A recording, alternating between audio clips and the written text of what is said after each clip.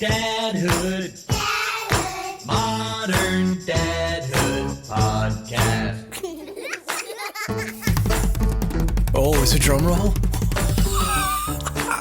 What's up, man? What's up, Mark? Uh-oh. Adam's slap happy. I'm drunk. I don't think that's it. I'm not drunk. Yeah, actually, I don't think that's it. I think that you have had here's my guess. You've had a whole entire day.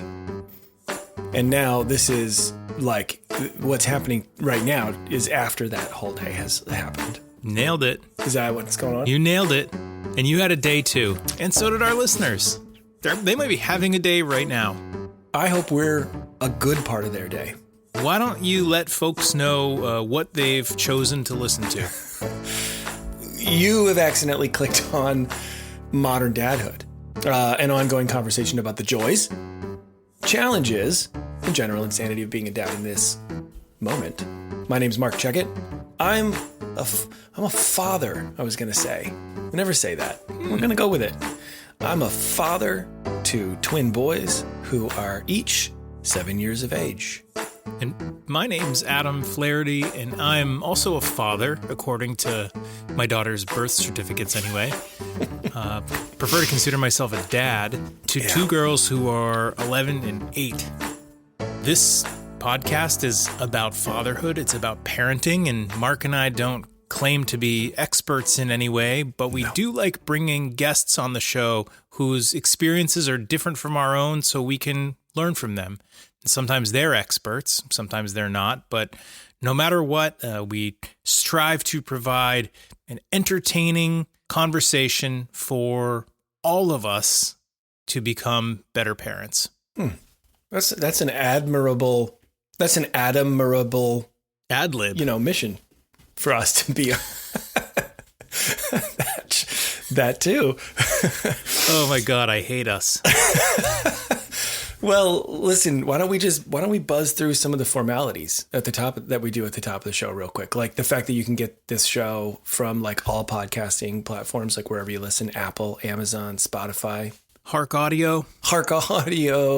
And that if this is your first time listening, we're glad you're here. If this is your 11th time or 12th or 122nd time, yeah, then hey, thanks for coming along for the ride. I hope you get something out of the show. If you do listen and you find something interesting about the show, maybe you'll leave a little rating or a review somewhere for us. Leave us a review on Apple Podcasts That'd or be on amazing. Spotify. We'd That'd love be that. Incredible. Very least, just tell a friend about the show. Forward this episode to a friend who you think might get something out of it. Okay. That's Done. it. Done. That's enough of that stupid nonsense at the top of every episode.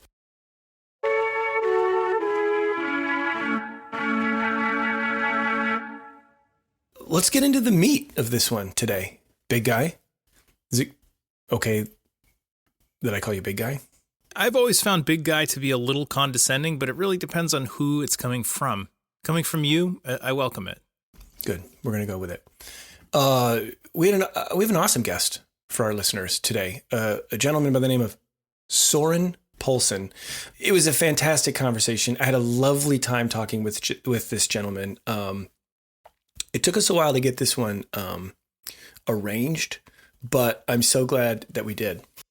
I feel like we should acknowledge, too, that the topic of raising digital citizens and putting internet-enabled devices into our kids' hands and whatever they do or don't do on social media and cyberbullying, these are topics that have come up on the podcast many times, and it hasn't been that often that we've really had an opportunity to dive into them.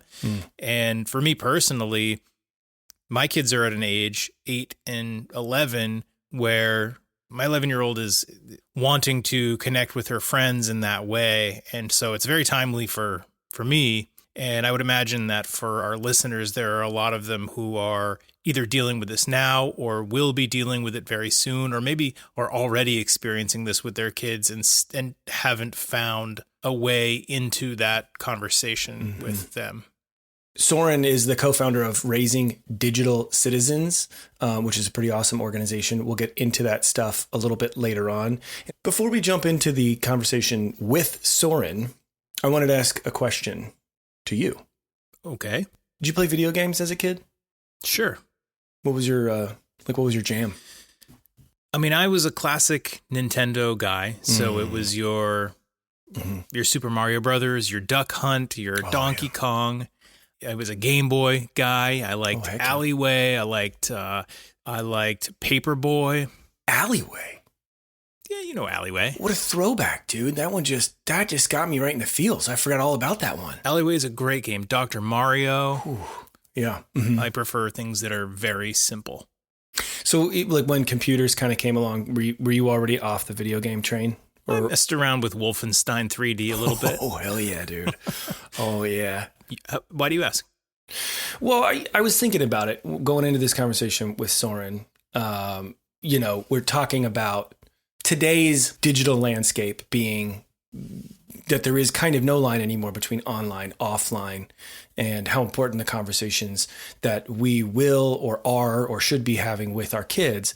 And then I was just thinking back to what are similar things in our past or instances in our past that might be kind of similar in some capacity. And my mind went to video games because it's one of those things that I was into before the advent of the internet, was into at the beginning of the advent of the internet. Shout out to all my Duke Nukem fans out there. And even still to this day. But in thinking back to playing video games as a kid, like my memories don't include my parents like at all. There was this chasm between us. And I wonder how common that is. Like video games for kids. Those were for kids, right? Well, in my experience, usually when I was playing games, there was somebody else there sitting next to me, if not a few people. Friends. Right. So it wasn't like sitting alone. You're not connected to the internet because the internet doesn't exist yet. Yeah, right. And so it's a collective, like a group experience. True. But still, yeah, I mean, my parents weren't hovering over my shoulder watching me play Mortal Kombat and having opinions about the bloodshed or anything like that. Sure. But I mean, I'm just thinking about even, this idea that was like, oh, that's a kid's thing. Speaking, speaking from my parents' perspective when I was a little kid, playing Super Mario Brothers and stuff, like that's a you thing. I'm not going to be a part of it. I'm not going to even begin to try to understand it. In fact, periodically I kind of poke fun of the fact that I don't know what's going on the video games world. Sure. And yes, the internet, the advent of the internet completely changed the game. Yes, now by and large we have kids and even me, like grown-ups who still play video games and they're doing it online. They're probably alone, right? It's still a group thing, but like you might not see the other members of the group, in some capacities. You might not know who they are at all, right? I don't know that we have the luxury of sort of being able to say, those video games, that's a kid's thing, or like social media, that's a kid's thing, or this other online thing that exists in our kids' everyday lives that they share with all of the other kids in their lives. We can't just, that's a thing that's for you and I'll never understand it. Like we don't have that luxury. Yeah, well, I think it's a function of video games hitting at the time when they did, and then the internet hitting and evolving in the time period that it did. But I do wonder if maybe 20 years from now, if there will be things like that our generation just experiences that when we're a little bit older than our parents were, when they were having those, video games are for kids. Yeah. Feelings. Maybe. I guess we'll have to wait and find out. I don't know if I have the energy for that. Well, what are you going to do? I'm just going to take a nap.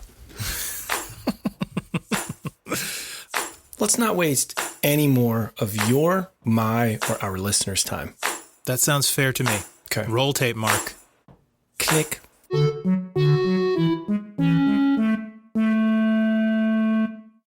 I want to welcome Soren Poulsen, who is the co-founder of Raising Digital Citizens, which is an organization that aims to build stronger relationships between parents and their kids through conversations about through conversations around their digital lives. Soren's a dad of 2 who lives in Denmark. And Soren, I want to welcome you to Modern Dadhood. Thank you very much. First of all, I have a little issue with you guys. Uh-oh. Jingle. It's absolutely way too, how do you say? I mean, I once I hear it, I can't get it out of my head. An earworm. Is it what it's called? Yeah. That's what we call it in America. Yeah, an earworm. Yeah. My wife said, "What are you?" And she's having it as well. She's like, "What? That tune again?" You know. More Moles by Casper Baby Pants. We'll link to it in the episode notes. I don't know that we ever have. Well, it definitely works. I mean, it's in my mind long after I've heard one of your podcasts. So thank you so much for joining us. I know this has been a long time coming, and we're delighted to meet you and to talk about this product, this deck of cards that you and your wife have released called the Essential Conversation Cards for Life Online. For listeners who are just meeting you for the first time, how did you and your wife come together and happen to invent this idea? Yeah, I mean, disclaimer here, because I'm here, but my wife is undoubtedly the first inventor of this, and she has a background in parenting, having written I believe it's still one of the top 10 bestsellers of parenting of all time, The Danish Way of Parenting. And when our daughter, she was 10, and she said she was starting to show some interest in a device and a phone, but my wife said, what are we going to do? I mean, this seems crazy to just hand her over a device like that. And we felt a bit like giving the keys to a car without actually giving any driving lessons, you know. So she set about just studying everything she could and reached out to all the professors and experts on the topic and came up with these homemade little handwritten cards. And we felt really good. And we felt that she was really prepared. We could see the way she replied, the way she answered, and just the general discussions we had, that we felt much better when she finally got her phone. And it was very shortly after that we said, this is too good. We need to let other people in on this. This is fantastic.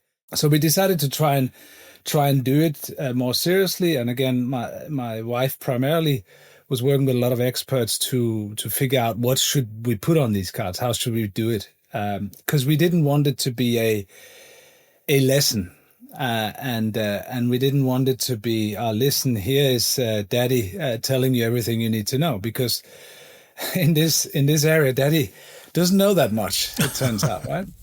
Daddy's driving the car without lessons as well.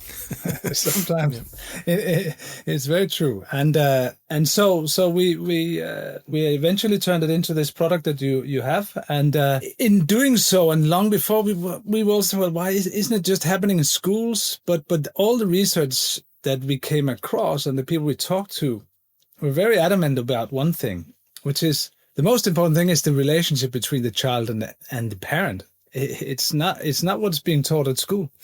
It's fine, they have a curriculum, it's important, but it's that relationship and that trust that can be built between a child and a parent that makes them come back if something goes wrong, that makes them have a better balance in their life around screen time and so on. And that it's sort of that investment early in the conversations is repaid to you later on when you have a much more solid and much more balanced discussion about some of these things, so they don't just end up with this drama that many families see. Another thing we heard a lot was, why don't you just, is it an app you're doing? And we were like, no, it's not an app. It's deliberately a physical analog product, because we wanted, and we'd seen from research that this thing about sitting down at home in a cozy environment and going through this with no rush was so exceptionally important. So we did it as a box of these 200 prompts they have questions, they have answers, they have true and false. So it's a variation. And we just launched them now in January in the US.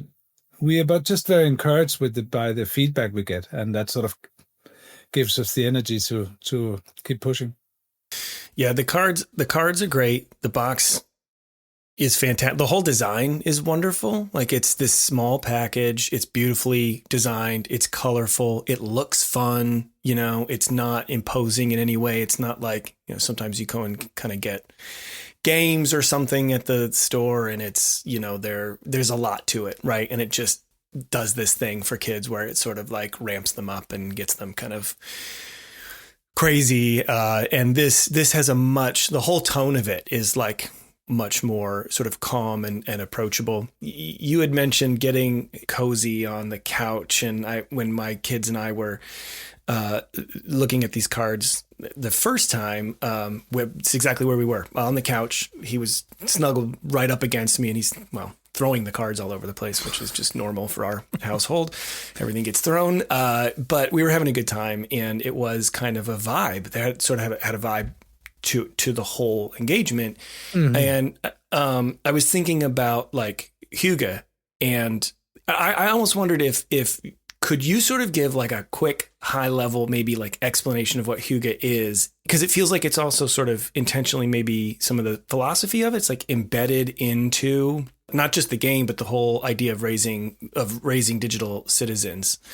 Yeah, it definitely is. I mean, I think my wife, through her book, was one of the prime movers of making this into the English dictionary so easily, and I think when she explains it, she says it's not about the candle lights and the dimmed lights and all that. It's more a mental state where you move from, the concept of mindfulness is very well known. I think she often refers to it as we-fulness, that this concept. But now we let our egos outside, and we are here a little bit more for each other, so we don't talk politics, we don't talk about our own problems. We're sort of a little bit more open to being together. That's so it's more a mental state, Hugo, than it helps with a candle. It helps with some cake and a hot cup of something, but the key thing is to be together in a peaceful state of mind, which is why we recommend it for doing the cards. It's not. Again, it's not a lecture from the parent. It's not a test. It's not a quiz. It's something you should feel good about, and it's something that you should use to connect much better with your kids on these important topics. So these cards are broken out into 7 categories. So there's communication, safety, critical thinking, consent, well-being, bullying, and gaming, and all of them have just awesome questions. And like I said, you can kind of pick and choose what makes sense for you and your family. But I did pull a few here of my favorites, and we don't need to get into it. Maybe a little bit later I can share some. But I wonder, Soren, one of the things that I find personally in talking to my wife about this, as our older daughter gets to the age where she's going to be spending more and more time using devices and wanting to connect with people, that we feel really overwhelmed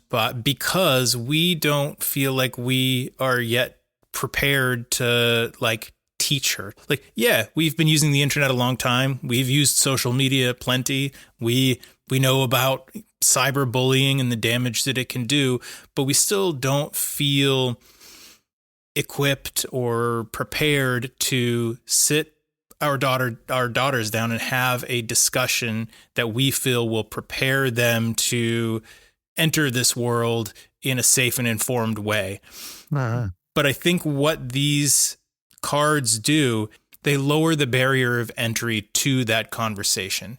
They help me to understand that we don't need to sit her down and walk her through all of these different, because suddenly, Soren, to your point, then it feels like a class. It feels like homework. And what it does is, as often as you want to use them and use them on your own schedule, it covers all of those important topics in a conversational way. And by prompting her with a question and seeing what she has to say about that, that's going to kind of guide us on how we want to advise her or to share a story about something in our own lives. I think it's a really beautiful thing. I've got a few cards in front of me, and I just want to share, for the benefit of our listeners, a few examples of some of my favorites. So purple category is communication. The purple category is communication, yeah. So from the communication category, there's a card that says, what are some examples of mean or harsh language that people use online? Give examples of the worst you have heard. I think that's amazing because our kids, well, every family is different. I know, Mark, your kids are pretty comfortable cursing around you and Jamie.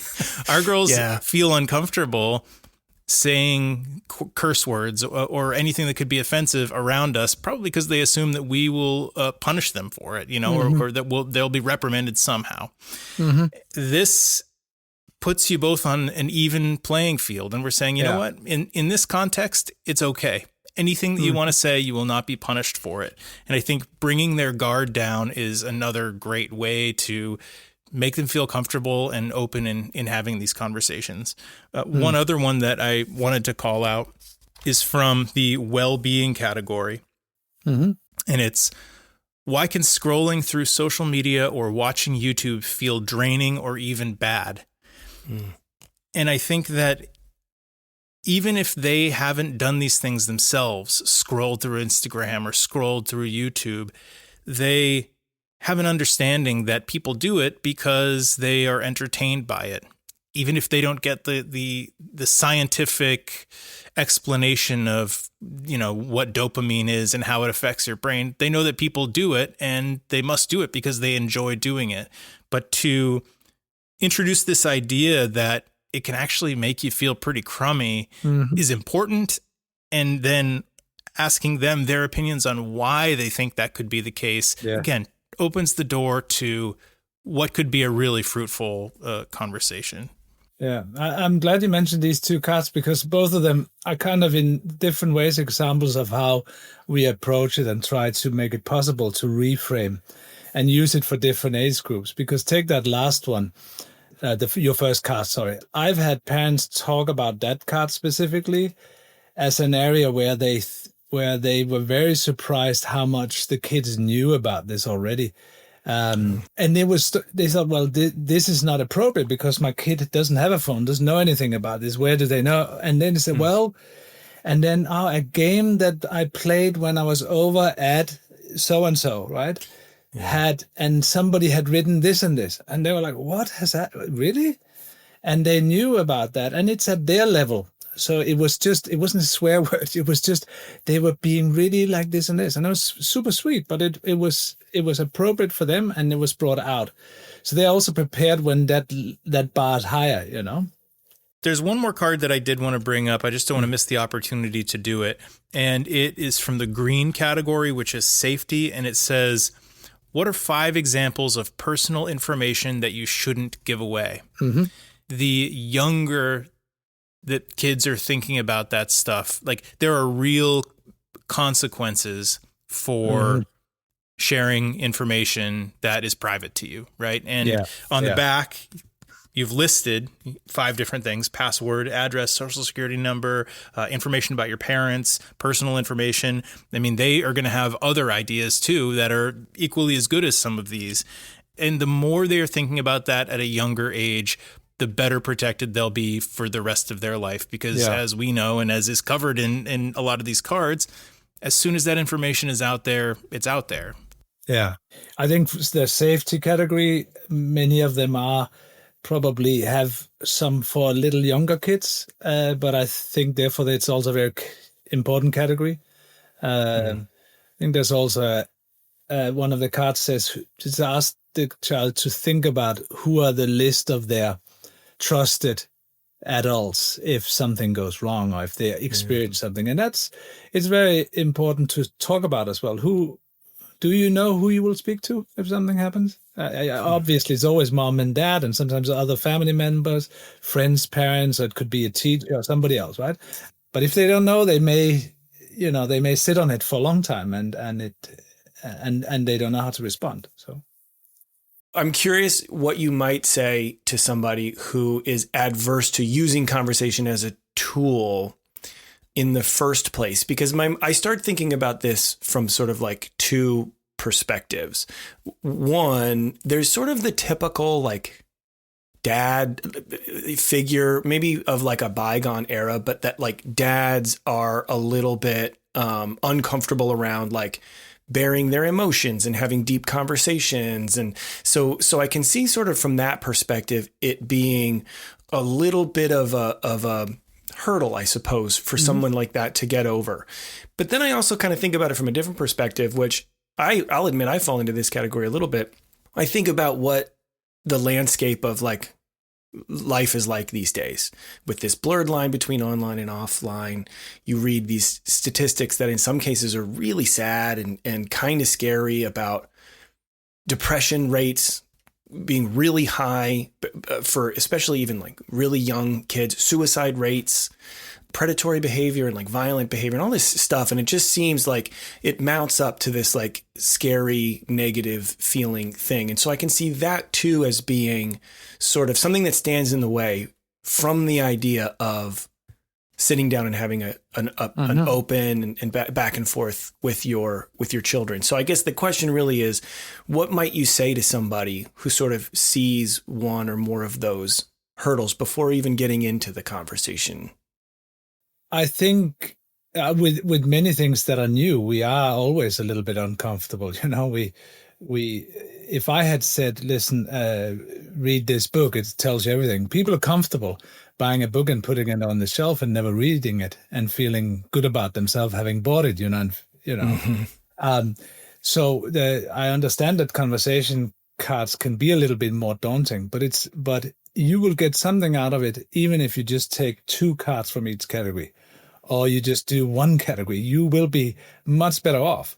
But I would strongly encourage everybody to seek that connection. And all we are doing is facilitating with some questions.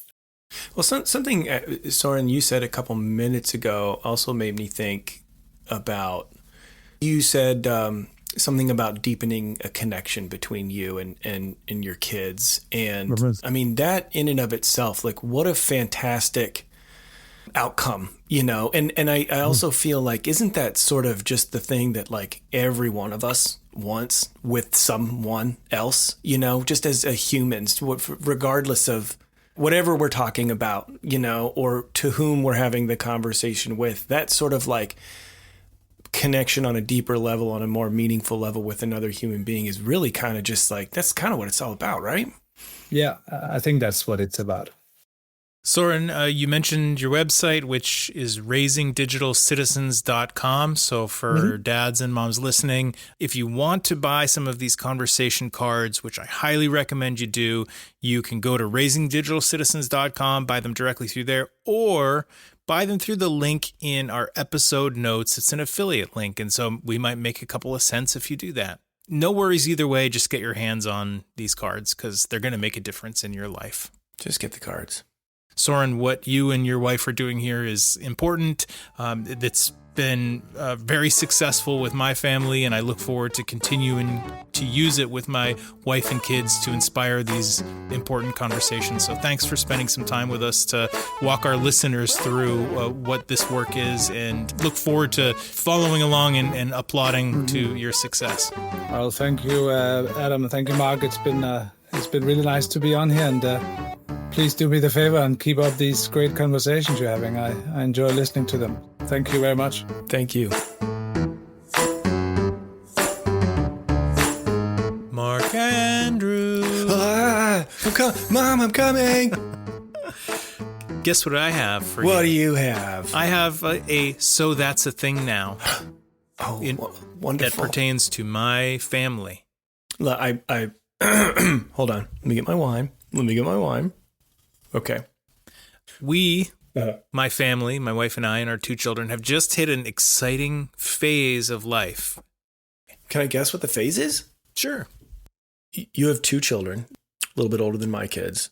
This is a phase? Your family? Is that how you put it? Your family is in? I should say, maybe I should rephrase it and say we've graduated into a new phase, something we can do now that we hadn't been able to do before. And it opens the door. Well, I don't want to give you too many spoilers. You're giving a hint. I feel like you're giving a hint by saying it opens the door. Is it that you and your wonderful wife, Sarah, can now leave the house and leave your children at home? You got it. Oh, You got it. wow. That is big. We've been doing it for a while, like if we need to run an errand or if Sarah and I want to go for a walk or something, like no big deal. But just recently, we went out for an evening. You guys had yourself a little date night? Yeah, man. Wow. And as far as I'm concerned, I think that means that barring extenuating circumstances, like we don't really need a babysitter anymore. That is, I can't even wrap my head around it. It's incredible. It is extremely freeing, and we're like just at the beginning of it. So it was awesome. We got back. They were still awake. You know, we weren't going to stay out past their bedtime and have them put themselves to sleep, but they were awesome. Well, that's I'm happy for you guys. That is wonderful. Yeah, I can't imagine it because if I go to the bathroom at the same time that my wife takes the dog outside, forget it. Yeah. Like we both come back to the kids just absolutely like pouncing on each other, you know, just things flying everywhere. There's like pillows and feathers. Just it gets pandemonium instantly. So I can't imagine it. I know we'll get there. But that's very cool. That's very cool, man. It's pretty sweet. I will not tell you until later about the one time that I was left home alone with my older brother watching, I should say, quote unquote, watching me while my parents were out. And I severely burned my finger because I was playing with a lighter. I won't. Yeah, don't tell me about it until later, won't please. tell you that story until a little later. That'd be great. That'd be great. Here we are, man. This at is the end it. of the episode. Yep, we made it. Dads and moms listening, thank you for spending time with us here on Modern Dadhood. You can find all of our back catalog of episodes on moderndadhood.com and on all of the podcast platforms such as Spotify or Amazon Music or Apple Podcasts or Hark Audio. Pocket Casts. At moderndadhood.com, you can find links to all of our social platforms. You can sign up for our mailing list or buy yourself or someone you love a Modern Dadhood t-shirt or dad hoodie, and we'll make sure that gets shipped to you with a nice vinyl Modern Dadhood sticker. You can email us at hey@moderndadhood.com. Suggest a topic you want us to cover or a guest that you want us to try to have on the show.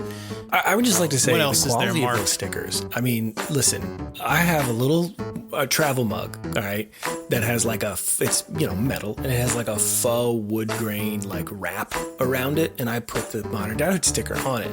That bad Larry goes through the dishwasher all the time. Almost all of the faux wood grain wrap is completely gone. It's like bare stainless steel now, except for where the sticker is. The sticker is in pristine condition. I'll be damned. I'm just saying. What else is there? There's just some thank yous, I think, at the end here to buzz through. We got a big heartfelt thank you to Casper Baby Pants and Spencer Albee for the music that you hear on the show. A big, huge thank you to Soren Poulsen for joining us for a wonderful conversation. I hope that we stay in touch, and I would love to see how things sort of evolve over time for raising digital citizens. And why don't you take the very last thank you of the evening? Get there. Deep in the throat. It comes from way down here. Thank you for listening. Wow.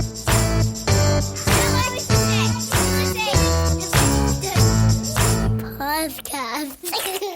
Just a modern.